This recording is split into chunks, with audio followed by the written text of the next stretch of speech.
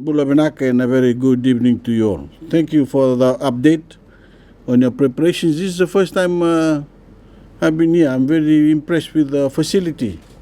I think you've been very lucky to share this facility in preparation for the Olympic game. But thank you for the update for the preparations. You've all been working extremely hard ahead of the summer games. You know it, your coaches know it, your families know it, your nation knows it, and come this summer, the world will know the Fiji team. I have said this Olympic season has been like few others in history. The last time the global games was deferred was during the Second World War. And now, again, it has been deferred because of the COVID-19. We are now caught in a very difficult different conflict, the global campaign to contain, of course you all know, the coronavirus. Thanks to the advent of safe and viable COVID-19 vaccines, we are winning. Of course, we can't afford to touch down the ball before we reach the try line. There is still much work to be done to defeat this very deadly virus, but we can see a golden glimmer at the end of this dark tunnel. And your dreams of Olympic achievement, as you know, are now back within reach. Fiji's fast action to contain the virus meant that you are all not training at home nearly as long as other athletes around the world. We have gone more than 320 days without a local case of the virus, and we owe that achievement to the vigilance and sacrifice of our healthcare heroes. I think you should give them a round of applause this evening. They've been keeping us safe all these last 320 days. Our ability to safely resume contact sports hasn't only aided the Olympic preparations, it has restored a semblance of normalcy for our people in a year that has been anything but ordinary. We have some familiar faces here tonight who represented Fiji proudly at the Rio Olympics in 2016. Rusila Nangasau, of course, Anna, Naimasi, Anna Rongeda, and Racheli. These preparations are new to any of you.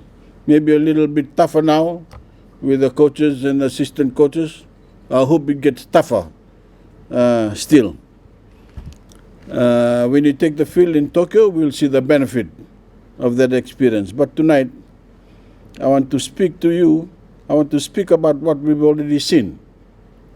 The inspiration you and your teammates have served the young women of this country.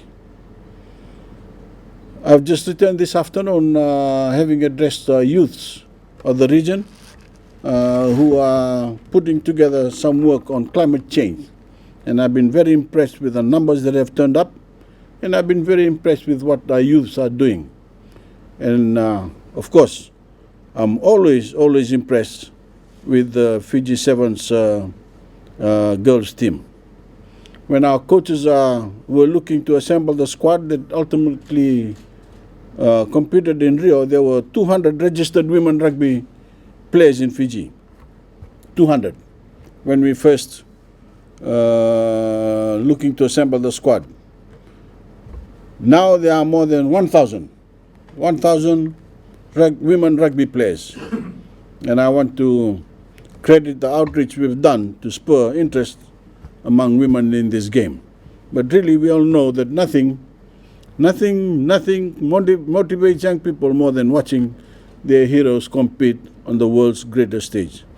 As athletes, it is your effort, your victories, your passion that is bringing this beautiful game into the lives of more young women every year.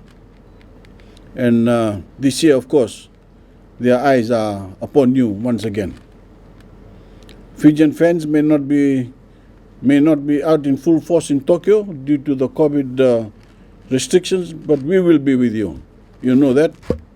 No matter what time you're playing, we'll be up, we'll be watching, and we'll be cheering you on from home. I trust we'll have the chance to give you proper send-off before you depart for Japan. Until then, I hope the coaches will keep up the hard work, and I hope you keep up the hard work. The will to win is important, but the will to prepare is what really separates the good from the great. I'm sure you know of all this. So keep training, keep working, and continue becoming that great team you're capable of being. Thank you, and God bless each one of you. Naka.